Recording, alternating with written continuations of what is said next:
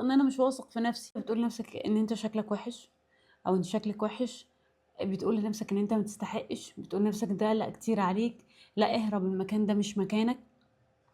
عادي ان ممكن تجيلنا الفكرة دي، بس الفكرة ان انا لازم اقاومها، وان انا لازم ما استسلمش ليها واقعد افكر فيها طول الوقت. يعني افترض ناس عزمتك على عزومة فانت قلت لا لا انا مش هقدر اروح، عشان انت حاسس او قلت لنفسك ان انت اقل منهم، مش عاوز تتكشف انك اقل منهم.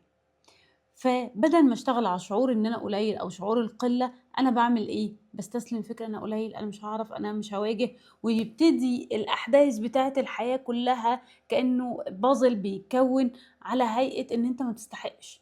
فتبتدي تقبل بعلاقات متدنيه، تفضل في مثلا على مستوى الشغل، تفضل في مستوى انت اللي مش عاوز تطلع منه. مثلا انت خايف لو انت في شغل محتاج زي شغلانه ان انت تتشهر، تبقى انت اللي خايف تتشهر.